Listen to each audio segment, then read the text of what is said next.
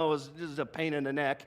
But we finally got the tire changed, and we made it about another 45 minutes down the road, and another tire on that trailer went flat. Now, who carries 2 spare tires?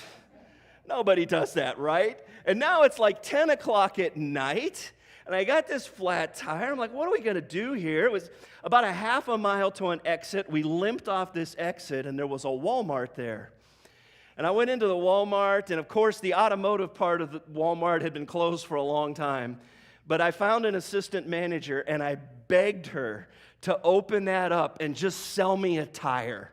Sell me a tire that would fit on that trailer rim, and I would figure out how to get it on that rim, right? If they would just sell me it. And so finally, they didn't want to, but they finally agreed to sell me this tire.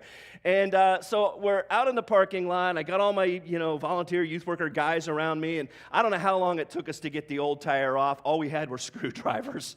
But we finally got the old tire off, and we got the new tire on. But when you put a new tire on, you can't just put an air compressor on it and fill it with air, because you have to seat the bead on the rim, right? Or the air just comes out. So we couldn't get it to fill up with air. And I'd seen this hack that off-roaders do, all right, when they have a bead come off a tire, and they take starter fluid or they take ether and they spray it inside the tire, right? And then they light that stuff. And the explosion of that stuff seats the bead on the tire rim instantly and fills it up with air. I'd seen videos of this, and I'm like, no problem. Just got to go in and get some ether. So we got some ether, and we're all standing around this tire, and I spray it all in there, right? And we're looking down at it, and I light it, and instantly everybody did one of these.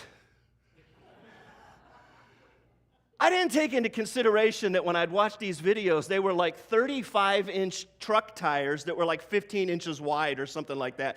This was a little trailer tire, and I put way too much ether in it, and when it ignited, it blew that tire straight up in the air. And everybody just kind of froze watching it for a minute, and then somebody went, "Run!" And we all scatter, right? And this tire comes down, now full of air, bouncing all over the parking lot. I can't believe we didn't hit a car, but we didn't. But let me tell you something. It worked. It worked. It was instantly fixed and full of air. And the rest of the week, my youth workers didn't let me live it down. They're like, someday, but by the grace of God, Steve is going to get one of us killed. It's going to happen. I got a million types of these stories, let me tell you. And I'm forced to admit that when I take those spiritual gift assessments, wisdom is not one of my spiritual gifts, all right? It doesn't show up at all. Now, prophecy, which I relate to preaching, that one shows up. But wisdom, it doesn't register. Maybe that's why I've gotten myself into some uncomfortable predicaments over the years. And sometimes I wonder if there's this conversation between Jesus and the Father where they're looking down and Jesus just slaps the Father on the shoulder and goes, "Watch this. You're not going to believe what he's going to do right now." Right? He sends Gabriel to protect me. But I have made a couple of wise decisions in my life, Asking Lori to marry me, that was wisdom beyond my means. Right? That's definitely for sure. Placing my faith in Jesus was the wisest decision that I've ever made. I've got a few right. Just don't ask me to fix your car tire, or dock your houseboat. Today, we're considering the wisdom of God, and his wisdom is so much better than mine, as it's revealed to us in the Psalms. We know from Scripture that God is all-knowing. We call that omniscience. And we know that he's all-powerful. We call that omnipotent. And we know that God is spirit, so that he's everywhere. We call that his omnipresence.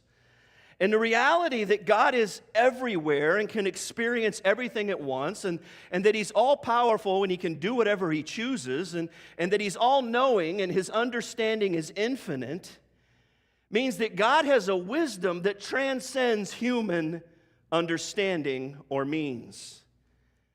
Because he knows all there is to know. And he has the power to do whatever he desires to do with that knowledge. And he experiences all that can be experienced at once. God is perfect in exercising of his wisdom, which is essentially exercising his divine will. See, grab this.